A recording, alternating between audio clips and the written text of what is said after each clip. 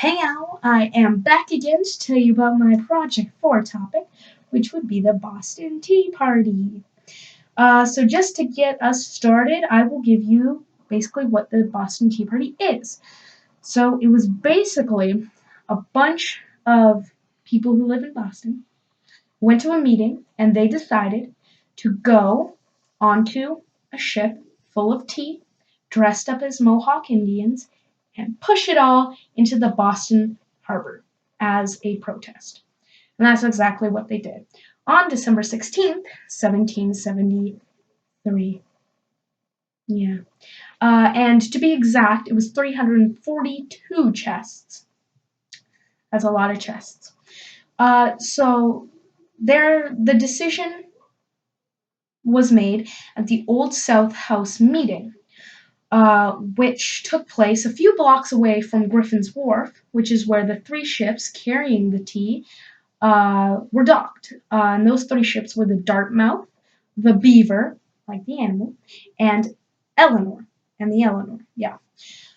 And the old South House meeting was organized by the Sons of Liberty, which was a group organized by Samuel Adams, and it was established, the Sons of Liberty, secretly established to undermine British rule in the areas where British ruled the colonies. Uh, and Samuel Adams was the cousin of John Adams, which I mentioned in my previous project, Project 3. Uh, John Adams advised Samuel Adams, his cousin, that the destruction of the tea would have consequences, and he knew it wasn't exactly the brightest idea because it's not like taking a chocolate bar from your 2-year-old brother. It's gonna have some serious things going on. Uh, so, but they went ahead and did it anyway, and I will talk about the outcome a little later in the presentation. As it goes for who actually participated in the protest, it was a political protest, by the way, which is basically like a protest that can sometimes become violent, sometimes not, sometimes, but usually, but not always, put on or performed, that makes sense, by people who don't have a lot of resources. But in this case, they kind of had a lot of resources. They were the Sons of Liberty, Samuel Adams, John Adams, who would become the second president. Like they had quite a bit of resources, but it wasn't exactly like lots. But you get the idea. The people who participated, it was like hundreds. There was thousands at the meeting, but hundreds went, and they actually pushed all the tea in. Historical stories, and not really stories, but facts, show that there was people of Irish descent, Scottish, French, even African there, like of that descent. So lots of people rallying together for a purpose. As I mentioned before, they were dressed as Mohawk Indians. They did that because they would have to like carry an axe or something to like cut the ropes and like slash the boxes to push them in, right? So they wouldn't exactly be walking down the street with their axe going into this random ship. And so people would be like, "Whoa, Joe, what you doing with that axe?" And he'd be like, "Nothing. Like, doesn't work." So they dressed themselves up as Indians who may be going down to chop some trees for a fire. So they would seem more natural. And so pictures and some historical websites show that they were wearing headdresses and stuff. Artists painted like that. But that indeed was not the fact. Sorry. It was because it took a long time to make a authentic looking, even like a cheap headdress. It took a lot of time. And the meeting and the actual tea party took place on the same day. They did not have that much time to make a beautiful looking headdress for hundreds of people. So what they did is they basically rubbed dirt on their face and hid themselves in blankets. So if as long as they kind of kept their heads down, weren't like they got by, and that's what they did. So the tea on the ships were imported by the East India Tea Company. And just a little bit about them, their original name, I had to write this down, it's a very long name, the Governor and Company of Merchants of London Trading into the East Indies. That's a mouthful. And you probably understand why they changed their name. East India Tea Company, simple, rolls off the tongue nice. Um, it was a importing company put on by a group of British politicians, businessmen, kind of idea, uh, to import spices from South Asia to them into their colonies. Yeah, so they took their 3 ships and sent them over to the colony, only for them to be wasted in the harbor. There, in all, it was in today's currency, the tea dumped.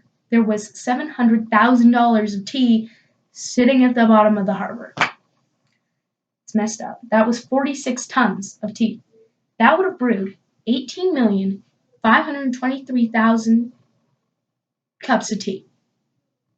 That would keep me up for like ever. But they are wasted now. And if you were interested, in the harbor there was bohi, a type of black tea, Kongu, a type of black tea as well, Souchong, a type of Souchong, type of black tea. So black teas, and as well as green teas like Hyson and Singlo. So black teas and green teas were dumped into the harbor that were on the ships, if you were wondering. And just to touch on it, because I think it's a cool story, was anybody harmed? Um, there was only one person harmed, but and because it was basically a secret protest, which would later be found out. But what happened was one of the men pushing in all the tea was hit unconscious by one of the boxes, and so their friends weren't exactly gonna go like call a doctor because then it would like explode their whole thing going on. So they took his body because they thought he was dead, put him in a nearby carpenter shop, covered him in wood shavings, and a few hours later he woke up. So maybe he rose from the dead, or maybe they're just not very good at telling if somebody's dead or not. But I thought that was just a cool story for you to know. But the cause of the Boston Tea Party, let's get to that. So basically, specifically, it was the Tea Act, but generally, it was taxation without representation. Taxation without representation is a little name for how colonists were not allowed to choose representation and representatives in Parliament for London. Yet they still were being taxed. So taxation without representation. So that's basically, and it enraged some people. Like, bro, what's going on here? So that is generally, but specifically, it was the Tea Act. And it was how the British government reduced the total tax on tea allowed. So it was at half price, basically. And but that did allow, like, having that happen. It did leave and allow the hated, like, despised 3 pence per pound duty of the Townshend Acts, which I will get to in a second, to be in place. And people did not like that. So the Townshend Acts, just to tell you what that is, it was one of 4 acts passed by the British Parliament to exert authority over their colonies. And it will that the Townshend Acts were named after Charles Townshend, who was the sponsor of these acts being passed by the British Parliament. Now that we know what caused it, let's talk about the outcome of what happened afterwards. So, as you would have imagined, this poor harbor is now shut down. But shut it down because it's all caffeinated with all the poor tea.